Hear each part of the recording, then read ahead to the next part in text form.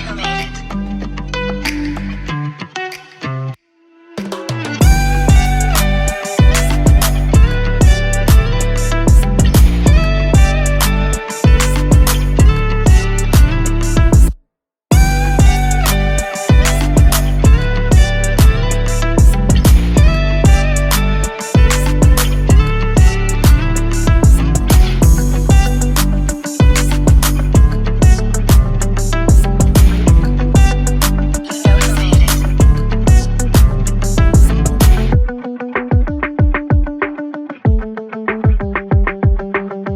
Hi guys, welcome back to my channel. Welcome to Property Talk with y'all.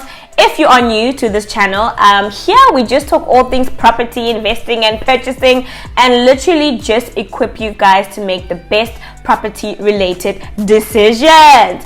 I'm gonna get right into it. We don't want to waste any time, so today I'll take you through how I prepare one of my rental apartments for a new tenant, how I get it ready for someone new to move in, what things I check, what I fix, any upgrades I make, and like how much all of this costs, and most importantly, who pays for it. Is it me or the tenant? So if you want to know all that information, please make sure you watch this video until the end. Before I start, however, I have to mention a few things up front. So number one, so important, I bought this apartment in 2017. So I've had it for about 5 years, and when I bought it, it was a brand new development. That means I didn't have to do anything to it. It was literally ready for someone to just move in. 5 years later, it still looks relatively new, to be honest. I really haven't had to make any major changes, and I also think my tenants have just kept it in a good condition, which I am truly grateful for. We know how tenants can get. The second thing I want to mention is that on average, I have a new tenant move in about every year, sometimes every 2 years max, but I really don't think I've had anyone stay for more than 2 years. So I could literally say that my tenant turnover, if I can call it that, is about yearly. And I understand this because I mostly attract young professionals, yeah, right? Or young couples, and these are people with no kids who haven't really settled down yet, so they're always changing jobs, moving cities, or just like chasing the next big thing, right? So there's also that point to consider. And then the last point is that the last tenant that stayed just decided to leave abruptly during the month, like in the middle of the month. But it was fine because she had already paid rent for that month, because rent is paid up front. And what this means is that I had a full 2 weeks before the next tenant moved in to do like a proper clean, check my apartment properly, fix whatever needed to be fixed. And the reason I mention this, guys, is because normally there is just not enough time, right? Because someone will move out on the last day of the month, and then the new tenant moves in on the first day of the month. So it's normally such a mission, and you can only fix things once the new tenant has moved in. So this time it was different, and I had all the time in the world to do a proper check, a proper clean, which was great, okay, because this doesn't happen that often. So I'm going to show you guys a video of how the apartment looked when the tenant moved out. So this was taken on the day that the tenant moved out, and the only thing she had left really was her bed, which she did tell me that she would fetch the following day. So I mean, as you can see, the apartment looks very well kept, relatively clean. There was really nothing out of the ordinary. It kind of looks like someone could just move in the next day, but trust me, after you've done this for a while, you really know what kind of things to check for, where to clean, etc. So the first thing to do is I need to do an inspection, right, of the apartment. And this is very important because this apartment comes with appliances, which include a fridge, a washing machine, a dryer, as well as a dishwasher. The apartment comes with all those things. So I need to firstly check that all that is working and functioning properly. And then things such as the light bulbs and the taps, like, is the water running? Is the toilet working and flushing? Also including things such as the bulbs in the fridge and inside the oven and the compactor stove thing on top, like all of that stuff. And while these checks are being done, also just checking if there's anything that is broken, that's loose, that needs to be fixed, and just making a note of that. Now, ideally, of course, you want to do this inspection with the tenant, but that's not always possible. So you can just take a picture and take some videos and show it to them. And if there's anything broken, or like if there's anything that's not working, in this case, as I mentioned, right, my tenant just decided to leave abruptly, so there was no way to schedule the inspection with them. But as I said, this isn't a train smash, and it's something you can normally just work around. Cool. Once you've done like the inspection and checking everything, the second step is now to clean the apartment. Now, I do give my tenant an option to clean the apartment themselves, but most of them don't really bother, and also they don't do like a proper deep clean anyway. So I think it's always best if I hire someone to clean the apartment myself, because they know exactly what to do. And then the fee for the cleaning, I will normally charge from the tenant's deposit, right?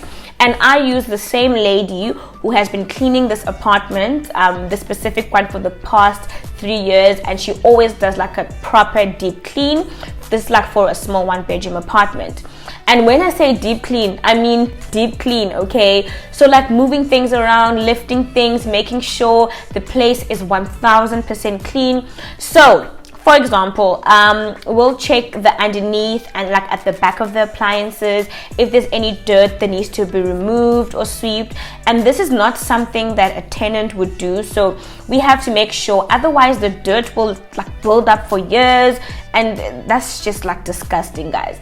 And then another one is the shower. So I don't know what to call it, but like at the mouth of the shower, where the water goes through. So I've seen some really disgusting things get stuck in there. So I will always ask, or just always make sure that the cleaner lifts that cap, and you will find like hair and like other stuff as well. And if that's not checked regularly or cleaned, it will clog the water, which is something that we don't want. And then obviously just the usual cleaning, like cleaning the cupboards, mopping, wiping the walls, cleaning the windows, etc. Right? Cool. Now that the apartment is clean, the next step is to paint or not to paint. Now, when a new tenant moves in any of my apartments, they are always moving into a freshly painted apartment. And that's because I allow my tenants to hang things up on the wall so they can mount their TV if they want to. Basically, I really want them to make that house like into a home for themselves. But obviously what that means is that it's going to leave marks on the wall, right? And the thing with paint, guys, is, if you didn't know, okay, I'm educating you here, is that if you paint one specific spot, right, and then you don't paint the rest of the house, what's going to happen is that you're going to have different shades of one paint color in your house. So you're going to have like the new paint wherever you painted, and then the old paint, and that's just not cute. It really looks tacky. So if you're going to paint your house, it's best to paint the whole thing. Again, I have a guy who I've built a relationship with who paints my apartment. It's a small 1-bedroom apartment, and he normally paints the inside, and he does a really good job. Sometimes he even paints the balcony if needed, which is really great. And I mean, painting your apartment regularly really just keeps it looking fresh and new for the person moving in. It kind of feels like they are the first people to move into the apartment. You know what I mean? And that's what you want for your tenants. And guys, I treat my tenants like my customers. They are my customers, and I want them to have an amazing experience. If they call and they have issues, maybe something is not working, like the toilet, I work very quickly to fix the problem, and I expect them in return to pay their rent every month on time. This is a two-way relationship, so let's make each other happy, and that's just how I approach it. So once the apartment is clean, So we've done our inspection, we've cleaned the apartment, and now it's painted and looks brand new. Now I go ahead and fix what needs to be fixed, i.e. if there's anything broken. So we've had a few things that needed to be fixed. So for example, the sliding door, there was an element that had fallen off that needed to be put back. And also the cupboard door was literally like hanging, so it just needed to be screwed back on. And then I think there was also a dryer door piece that came loose, that just needed to be put back. So nothing major really, just quick fixes that I've had to do for this apartment, and my handyman was on top of it, and yeah, everyone was happy. Another important thing to check is the keys. So in this specific apartment, there needs to be a key for the sliding door. There needs to be a key for the bedroom, a key for the bathroom, and obviously a key for the front door as well. And the one thing I realized is that I don't have enough spare keys. So I had 2 spare keys made for the front door, and I keep them either with the agent or my cousin who stays in Joburg. So I'm based in Cape Town and both my properties are in Johannesburg, and yeah, they just always take care of things for me on that side. So check the keys, make sure your tenant returns all the keys. Now the nice thing about buying in an estate is that like you don't have to worry about the exterior of the property in terms of painting or like fixing the outside. Of course, if you have like a ground floor apartment with a garden, that's something that you'll have to maintain as well.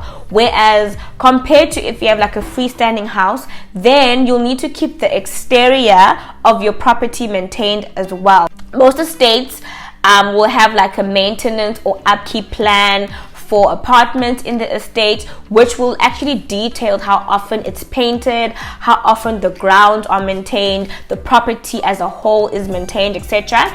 And you want to have access to this information and know what is happening, because there's no point in you keeping the inside of your apartment well maintained, meanwhile the outside is falling apart, right? The outside is normally what attracts the tenant.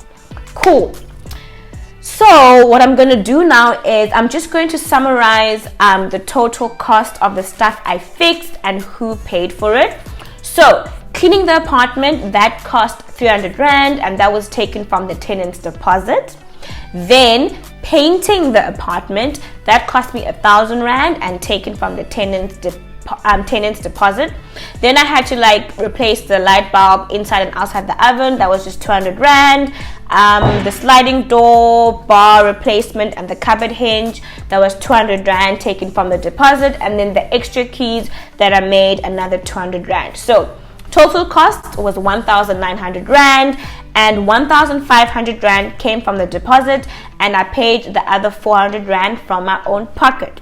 Of course, the older the building or apartment, the higher these costs might be, as a result of like your normal wear and tear, and also just because more people would have moved in, right? Cool. And then the last step is to just ensure that when the new tenant moves in, they need to fill out the moving in form and just specify what condition they found everything in. Once that's done, we both sign it. I'll just show you guys like an example of what that looks like. And yeah, once they sign the move-in form, that's pretty much the whole process. So the new tenant moves in and the rental income hopefully comes in every month and everyone's happy. So yeah, that's pretty much the process. Not that hectic. I hope you guys enjoyed this video and it gave you some insight into running a rental property. And honestly, whether you fully do it yourself or you have an agent or someone helping you, you still need to be involved somehow. It's definitely not an easy journey, but it's definitely a very fulfilling one.